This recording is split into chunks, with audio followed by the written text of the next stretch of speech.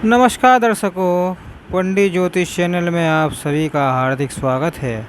आज मैं आपको ज्येष्ठ माह की पूर्णिमा, जिसको वह सावित्री पूर्णिमा भी कहते हैं, उसकी व्रत कथा सुनाने जा रहा हूं। वीडियो पूरा अंत तक देखिए एवं वीडियो देखने से पहले हमारे चैनल को सब्सक्राइब कीजिए, वीडियो लाइक कीजिए।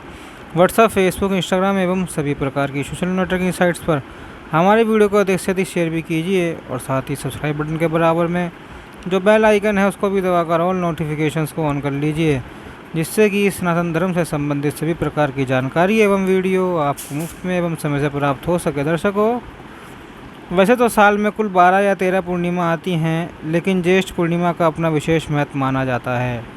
धार्मिक मान्यता के अनुसार जो भक्त इस दिन गंगा नदी में स्नान कर दान पुण्य के कार्य करता है, उसकी समस्त मनोकामनाएं पूर्ण हो जाती हैं।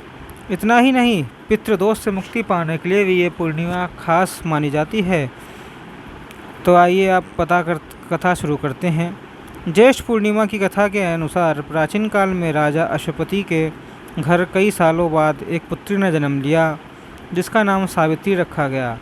जब सावित्री बड़ी हो गई तो उनके पिता यानी राजा अश्वपति ने उनके लिए वर ढूंढना शुरू कर दिया, लेकिन उन्हें अपनी बेटी के योग्य कोई वर समझ नहीं आया। तो सावित्री अपने पिता की परेशानी दूर करने के लिए खुद ही वर की तलाश में निकल गई।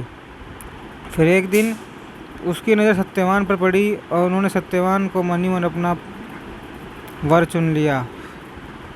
जब यह बात नारद जी को पता चली तो उन्होंने सावित्री को बताया कि सत्यवान की आयु काफ़ी कम है, इसलिए उन्हें कोई दूसरा वर ढूंढ लेना चाहिए। लेकिन सावित्री ने किसी को नहीं सुनी और उन्होंने सत्यवान से शादी कर ली। अब दोनों साथ में खुशी खुशी रहने लगे। जब सत्यवान की मृत्यु का समय नज़दीक आया तो उनके सिर में अचानक से बहुत तेज दर्द होने लगा। तो वो सावित्री अपने पति के सिर को अपनी गोद में रखकर सहलाने लगी। कुछ देर बाद यमराज वहाँ आए और सत्यवान की आत्मा को लेकर जाने लगे, लेकिन सावित्री भी उनके पीछे पीछे चलने लगी। इस पर यमराज ने उन्हें वापस चले जाने के लिए कहा, लेकिन सावित्री नहीं मानी और कहने लगी कि जहाँ उसके पति रहेंगे वह वहीं रहेगी। सावित्री के पतिव्रता धर्म को देखकर यमराज प्रसन्न हुए और सावित्री से 3 वरदान मांगने के लिए कहा। तब सावित्री ने यमराज से पहले वरदान में अपने सास ससुर की आंखों की रोशनी मांगी, दूसरे वरदान में ससुर का खोजा हुआ राजपाट मांगा और तीसरे वरदान में पति सत्यवान के पुत्रों की मां बनने का सौभाग्य मांगा। तब यमराज ने उनकी ये तीनों इच्छाएं पूरी करने का वरदान दे दिया, लेकिन सत्यवान के बिना सावित्री का पुत्रवती होना असंभव था। ऐसे में यमराज को सत्यवान के प्राण वापस लौटाने पड़े। यमराज से वरदान प्राप्त करने के बाद सावित्री वापस उसी व्रत के पेड़ के पास चली गई जहाँ उनके पति का मृत शरीर पर रखा था। वरदान के प्रभाव से सत्यवान जीवित हो गए। उनके सास ससुर की आंखों की रोशनी भी वापस आ गई। ससुर को खोया हुआ राजपाट सब मिल गया। कहते हैं तभी से ज्येष्ठ पूर्णिमा के दिन बरगद के पेड़ की पूजा की जाने लगी और इसी को वट सावित्री पूर्णिमा भी कहते हैं। वट वृक्ष की सावित्री के याद में ऐसे पूजन किया जाता है।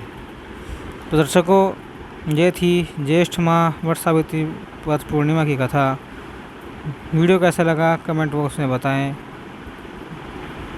और नमो नारायणाय। ओम नमो भगवते वासुदेवाय।